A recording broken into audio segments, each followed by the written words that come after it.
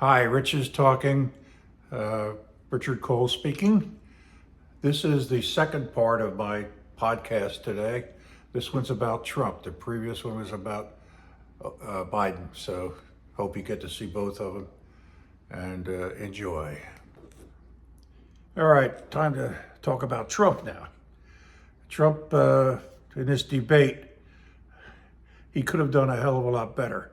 He had no reason to lie the way he did. He lied and lied and lied. I say if you look at CNN, they went through 30 lies that he told. Probably I agree with about 20 of them. The others weren't really lies. They were more embellishments. But anyway, like the one that Trump keeps saying he tried to deploy 10,000 troops to the Capitol on January 6th. There's no proof that he ever did that. So he should stop saying that. He doesn't need to. What he needs to do is just tell the truth. If he tells the truth, he could win this thing. For example, just a few of the things. More than 2 million jobs were created during his, up until COVID, so during his term. The unemployment rate was at a 17-year low. He ended the war on coal started by Obama. He reduced illegal immigration.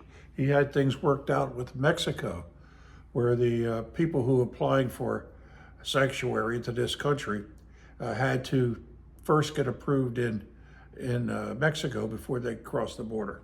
So that was good, but that was overturned by Biden the first day that he took over as president. He started the wall. The wall would have been good, but that became a political thing. Can you imagine that? A wall is good to keep people out.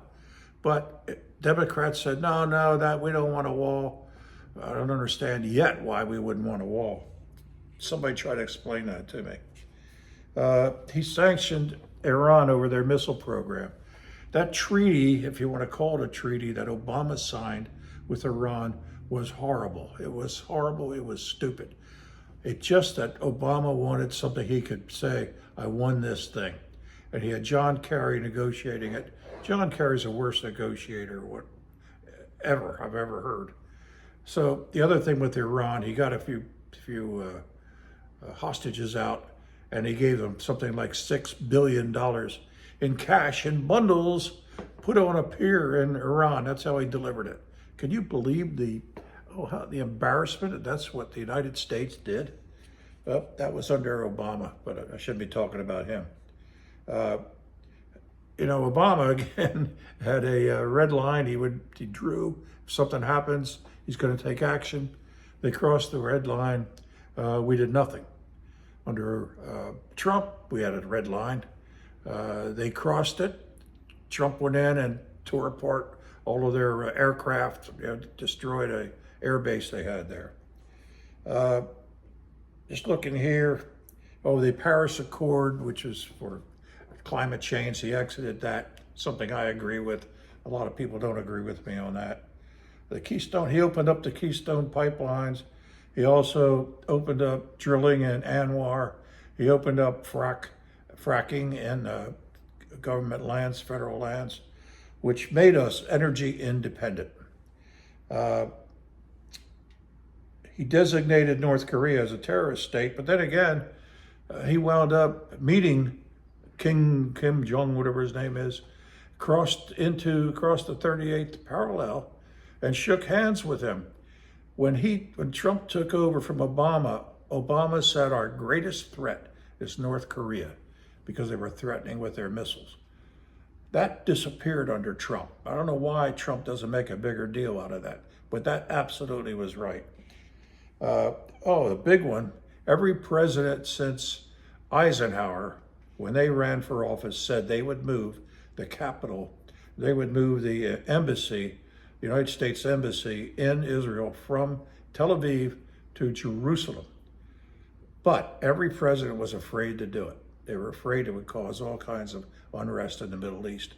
Every president, all the way through Obama, said, yeah, they're going to do it, and then they didn't do it. Trump put down as the things he would do if he got elected. He put that down. Not being a politician, he didn't realize you didn't have to follow through with what you promised. So he had promised to move the embassy, so as soon as he could, he moved it to Jerusalem. There was no big uprising or anything under him. The Abraham Accords started by his son-in-law in the Middle East, which was bringing peace between Israel and many of the Arab countries. That was great. It stopped under under Biden. Trump also introduced a great new tax bill that reduced taxes for everyone, including corporate taxes. People say, oh, the corporations shouldn't have that. Well, what it does is it brings jobs back into this country. It makes us more competitive. I don't know why people can't understand that, but that's what it does. And it started doing that. Of course, that was all taken away under Biden, or else they're threatening to take it away. Right now, they're not going to renew the tax bill that Trump put in place. So that's that. I want to stop here and then show you something else that's been bugging me. Hold on. We've seen 800,000 new high-quality manufacturing jobs created, part of the 14 million new jobs in just the last 2 years. That's a strong record to run on, Shannon, and I believe the president will make that case in the coming year. Well, you know, on the jobs numbers, a number of fact checkers, including across the political spectrum, has said it's not accurate to say those jobs were created. Many of them came back after COVID, but they aren't counting as new jobs. And for whatever reason, all of the things that you listed are not yet resonating with the American electorate. We're going to talk about more polls further into the show, and we'll see how that actually works out in the year to come. A year is a long time in politics. Senator, thank you for your time this morning.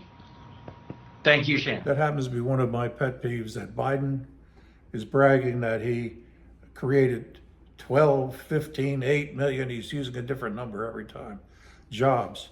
It's an absolute lie. It's a lie. I pointed this out in a previous podcast. The COVID caused the country to lose 20 million jobs. The jobs started coming back in 2021, which was the year that Biden took over. So those jobs were not new created jobs. They were just people coming back to work. It's a big lie. They all tell it, and it just irritates the hell out of me. Anyway, that's my frustrations for today. I know there's so much going on, even as we speak. I will probably maybe even be editing this because of news I'm hearing today. But anyway, that's all for now. Don't forget to hit the subscribe button. It helps you know when I've got a new podcast out. All right, thank you.